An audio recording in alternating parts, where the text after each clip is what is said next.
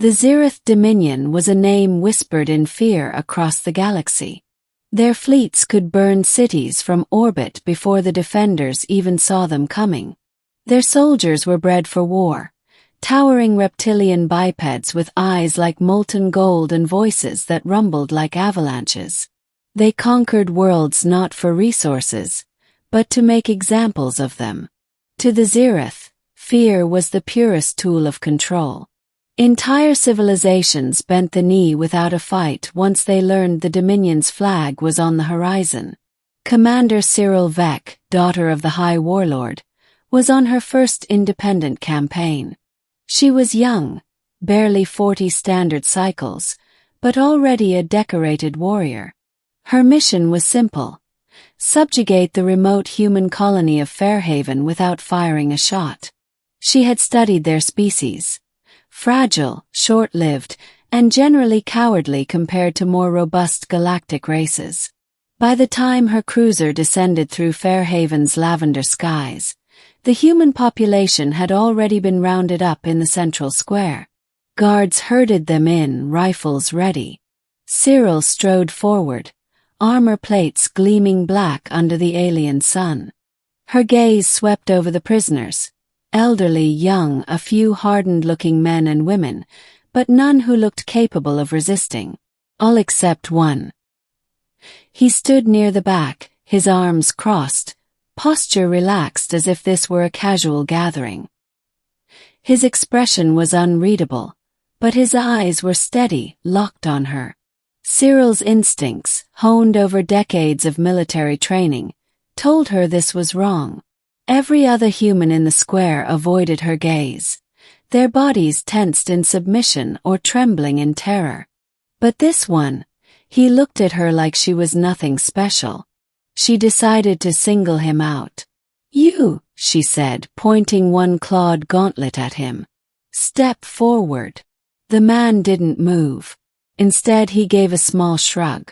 "I said," her voice deepened, loud enough for the square to hear. "Step forward, human."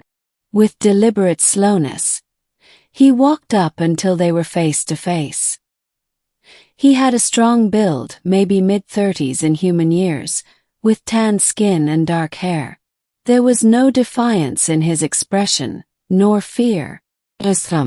Cyril tilted her head, her frilled crest flaring slightly. "Why are you not afraid?" The human's lips curled into a small, almost pitying smile. "Because," he said, his voice low and steady, "you're not the thing I'm worried about." For the first time in years, a shiver ran down Cyril's spine. "Middle." Cyril studied him, unsettled.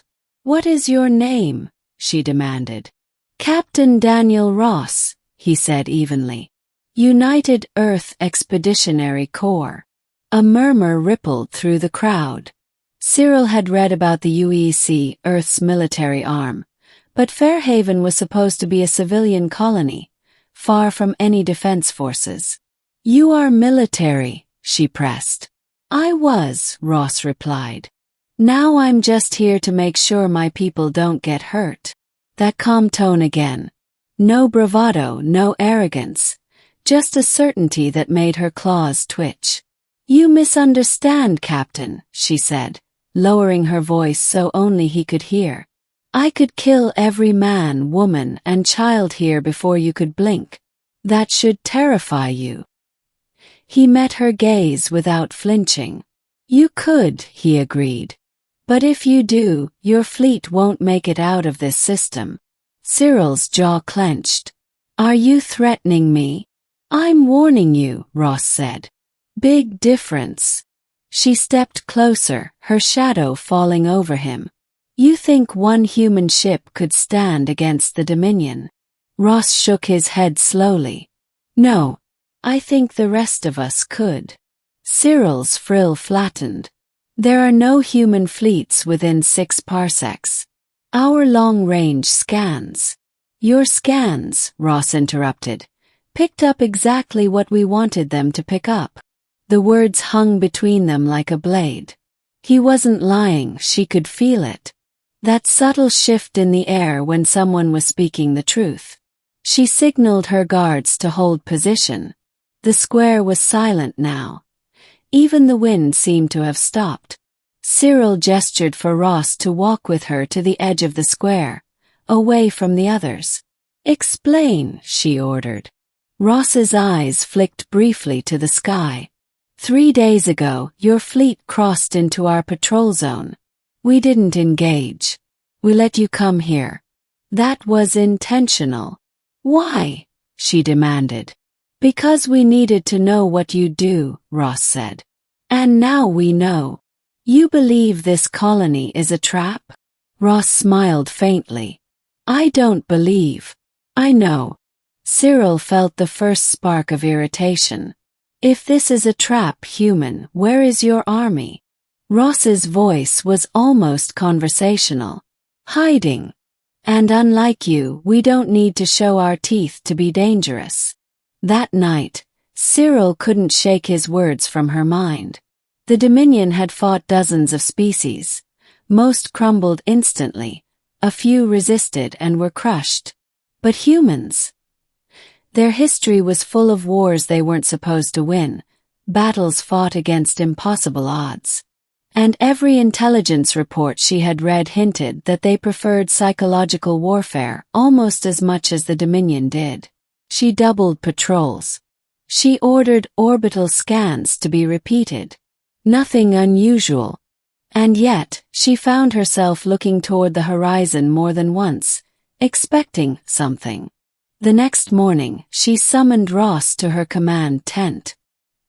He arrived without resistance, hands unbound, still radiating that unnerving calm. "I want the truth," she said without preamble. "Is there a fleet coming?" Ross sat opposite her, leaning back slightly. "Not exactly." "Then what?" she pressed. He hesitated, as if choosing his words. "Do you know why humans aren't afraid of predators, Commander?" She gave a sharp-toothed smile. "Because you are too stupid to recognize danger." Ross chuckled softly. "No. 'Cause we are predators. Pex ones. We've spent our entire existence staring down things bigger, faster, and stronger than us. And we learned that if you make the predator bleed, even a little, they start to wonder if you're worth the trouble." Cyril's eyes narrowed. "And you think you can make the Dominion bleed?" "I don't need to," Ross said. "You've already done that to yourselves. The moment you targeted Fairhaven, you crossed a line you can't uncross. Humans have long memories, Commander. And longer grudges." Something in his tone, quiet, absolute, sent a cold wave through her. This wasn't a man bluffing to save his people. This was a man telling her the inevitable. Climax. Hours later, the first reports came in. A Dominion patrol ship near the system's edge had gone dark. Then another. Communications were being jammed in short bursts, long enough to disrupt coordination but too brief to pinpoint. Sabotage reports began trickling in from the cruiser's lower decks. Life support glitches, targeting arrays misaligning, ammunition stores mysteriously locked down. Cyril's officers scrambled to secure the ship, but Ross remained in the square, still calm, watching. Every few minutes, he glanced skyward. Then, just as the sun dipped below the horizon, they appeared. Not warships, not in the conventional sense. Dozens of small, fast-moving vessels, darting between sensor sweeps like ghosts. They didn't fire a single shot. Instead, they began deploying something into the upper atmosphere. Metallic spheres that shimmered before vanishing from sight.